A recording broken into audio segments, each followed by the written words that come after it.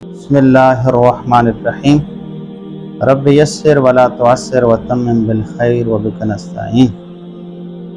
دوستان گرامی، جو بندہ جادو کی زد میں آ جائے، اللہ نہ کرے کوئی جنات کے اثر میں آ جائے، اللہ نہ کرے بری نظر کا شکار ہو جائے، تو اس انسان کو روحانی علاج ضروری ہے۔ نظر کا علاج اس کے لیے ضروری ہے، اس کو چاہیے جلدی جلدی اپنی نظر کا علاج کروائے۔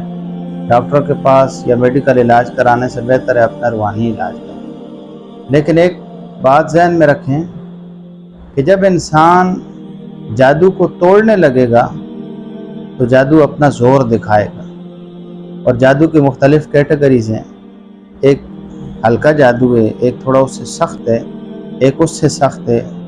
کچھ جادو ایسے ہیں کہ جو کالے جادو ہیں، بڑے سخت ترین جادو ہیں، جو اتنی جلدی ٹوٹتے نہیں ہیں۔ تو ایسا جادو جو سخت ترین جادو ہے، کالا جادو ہے، اس کو اگر آپ خود توڑنے کے چکر میں پڑیں گے یا اس کو توڑنا چاہیں گے تو پھر وہ جادو آپ کے اوپر ریئیکشن کرے گا، آپ کو تکلیف دے گا۔ نتیجہ کیا نکلے گا؟ جو بندہ جادو توڑنے کے لیے وظیفہ پڑھ رہا ہے، 2 دن بعد وہ بیمار ہو جائے گا۔ تو جو بندہ جادو توڑنا چاہے، اللہ اس کو ہمت اور طاقت دے، تو اس کو پہلی شرط تو یہ ہے کہ وہ یقین کامل رکھے، اپنے عمل کے اندر مستقل مزاجی رکھے، یقین کامل کے ساتھ کام کرے، انشاءاللہ العزیز جادو ٹوٹ جائے گا۔ لیکن اگر اتنی ہمت نہیں ہے، مستقل مزاجی نہیں ہے، تو پھر جادو توڑنا مشکل کام ہے، اتنا آسان نہیں ہے کہ آپ اس جادو کو توڑ سکیں۔ بہرحال اگر انسان جادو توڑنے پہ آ جائے اور یقین کامل کر لے تو انشاءاللہ اللہ اس کی مدد کرے گا۔ ہمارے پاس قرآن سراپا شفا ہے، محبوب کریم کا فرمان سراپا شفا ہے، اللہ کے محبوب کی رحمت والی نگاہ ہمارے لیے سراپا شفا ہے، اولیاء کاملین کی توجہ ہمارے لیے سراپا شفا ہے۔ تو انسان کو ان نسبتوں کے ساتھ مل کے اپنا جادو توڑ سکتا ہے۔ اگر پتہ چل جائے جادو ہے تو پھر اس کو توڑیں، اگر خود نہیں توڑ سکتے کسی روحانی عامل کے پاس جا کے اس کو توڑیں۔ ایک قاری صاحب کے بارے میں نے سنا، پڑھا بھی، کہ ان کے اوپر جادو کے ساتھ بندش کی گئی اور ان کی اولاد نہیں تھی۔ جگہ جگہ گئے، انہوں نے علاج کروایا، لیکن کوئی افاقہ نہیں۔ آخر وہ اندرون سندھ ایک جادوگر کے پاس چلے گئے اور ان سے جادو توڑوانے لگے، تو جادوگر نے بڑے کہکے لگائے، نعوذ باللہ خدائی دعوے کیے، اور کہنے لگا ہے کوئی تمہارا مولوی جو اس جادو کو توڑ سکے؟ انہوں نے کہا جی آپ مہربانی کر کے آپ توڑ دیں۔ انہوں نے کہا نہیں جی میں نہیں توڑتا، آپ کسی مولوی سے اس جادو کا توڑ کروا لیں۔ الغرض وہ بندہ مایوس ہو کے آ گیا، اور آ کے اس نے ہمت کی، حوصلہ کیا، اور یقین کامل کے ساتھ اللہ پاک نے اس کے ذہن میں ڈال دیا کہ جب نبی علیہ السلام پہ جادو کا مسئلہ بنا تو اللہ تعالیٰ نے آخری 2 صورتیں نازل کر کے اس مسئلے کو ختم فرمایا۔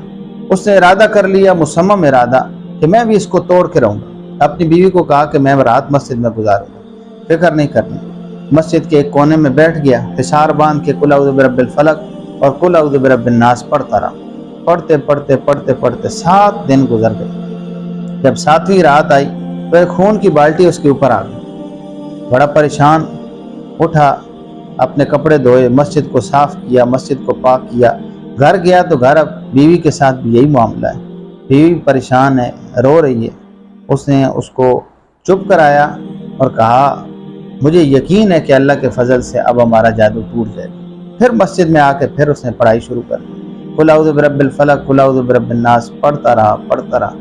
11واں دن آیا، پھر ایک بالٹی خون کی ان کے اوپر آ گئی۔ جب یہ معاملہ ہوا پھر اس نے خوفزدہ نہیں ہوا، ڈرا نہیں، مسجد دھوئی، جا کے نیا لباس، صاف ستھرا لباس اس نے پہنا، پھر مسجد میں آ گئی۔ 12واں دن جب آیا، صبح کی نماز پڑھا کے قاری صاحب گھر میں گئے، دروازے پہ کسی آدمی نے دستک دی، اور دروازے پہ دستک دے کے اس آدمی نے اس سے کہا جی آپ مجھے معاف کر دیں۔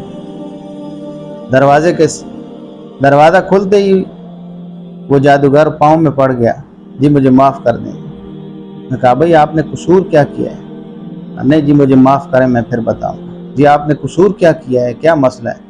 آپ مجھے معاف کریں جی پھر بتاؤں گا۔ انہوں نے کہا جی میں نے آپ کو معاف کیا، لیکن تم معافی کیوں مانگ رہے ہو؟ انہوں نے کہا جی میں ہی وہ بدبخت آدمی تھا جس نے آپ پہ جادو کا عمل کیا تھا اور آپ کی اولاد بند کی تھی۔ اب آپ مجھے بتائیں کہ آپ نے ایسا کون سا وظیفہ پڑھا ہے، کون سا عمل پڑھا ہے، کس عالم کے پاس گئے تھے کہ آپ کا یہ جادو بھی ٹوٹ گیا اور میرے جنات میرے اوپر حملہ کر رہے ہیں، میرا جادو میرے اوپر حملہ کر رہے ہیں؟ اس نے کہا جی میں نے کسی سے توڑ نہیں کروایا، میں نے اللہ کی پاک کلام سے توڑ کیا ہے، میں نے آخری صورتیں پڑھی ہیں، معوذتین پڑھے، اس سے میں نے اپنا جادو توڑا ہے، اور کاش کہ مجھے پتہ ہوتا کہ تو نے جادو کیا تھا، ہماری شریعت کے اندر تو واجب القتل تھا، میں تجھے پہلے ہی قتل کر دیتا۔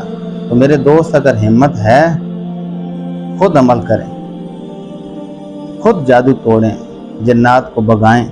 جنات انسان سے زیادہ طاقت والے نہیں۔ اللہ تعالیٰ نے انسانوں کو قرآن دیا ہے، اللہ تعالیٰ نے انسانوں کو نور ہدایت عطا فرمایا ہے۔ جنات کے پاس قرآن نہیں ہے، قرآن اللہ نے ہمیں عطا فرمایا، اور قرآن جیسی طاقت والی کوئی چیز نہیں۔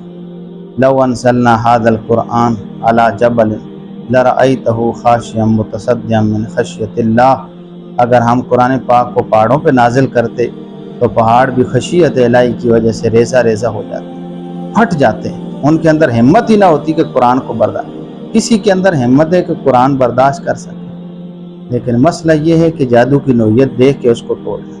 ہم ٹھنڈی جگہ پہ گرم وظیفہ پڑھتے ہیں، گرم جگہ پہ ٹھنڈا وظیفہ پڑھ رہے ہیں۔ جادو چھوٹا ہے، بڑی عمل سے توڑ رہے ہوتے ہیں، اور جادو بڑا ہوتا ہے، ہم چھوٹے ہتھوڑے سے اس کو۔ تو ہر چیز کا ایک لیول ہے، اگر چھوٹی چیز ہے چھوٹے عمل سے ٹوٹ جائے گی، لیکن بڑی چیز ہے تو اس کے لیے بڑا ہتھیار ضروری ہے۔ اور جادو توڑنے کے لیے، جنات کو دور بگانے کے لیے، اپنے گھر کی حفاظت کے لیے سب سے بڑا جو ہتھیار ہے ایمان والوں کے پاس، وہ ہے یقین محکم، پکا یقین محکم عمل پہ ہم محبت فاتح عالم جہاد زندگانی میں، یہ ہیں مردوں کی شمشیریں، یہ مردوں کا ہتھیار ہے۔ مرد مومن کا پہلا ہتھیار یقین کامل ہے۔ یقین پیدا کر لیں، قرآن زیادہ نہ پڑھیں، صرف ایک سورت یقین سے پڑھ لیں، آپ کے لیے، آپ کے گھر والوں کے لیے کافی ہے۔ اللہ کے محبوب کا فرمان ہے، جو آدمی ایک مرتبہ آیت الکرسی پڑھ لے، یہ آیت الکرسی اس بندے کی حفاظت کرتی ہے، اس کے گھر والوں کی حفاظت کرتی ہے، اس کے سارے پڑوسیوں کی حفاظت کرتی ہے۔ لیکن ہم بے یقینے ہو کہ 50 مرتبہ رات کو آیت الکرسی پڑھتے ہیں، فائدہ نہیں۔ کیوں؟ یقین کامل نہیں ہے۔ اگر یقین کامل ہوگا تو پھر یہی آیت الکرسی میری بھی حفاظت کرے گی، میرے بچوں کی بھی حفاظت کرے گی، میرے پورے گھر کی حفاظت کرے گی، میرے پڑوسیوں کی بھی حفاظت کرے گی۔ آیت الکرسی تو ایک ہی ہے، یقین کم ہے۔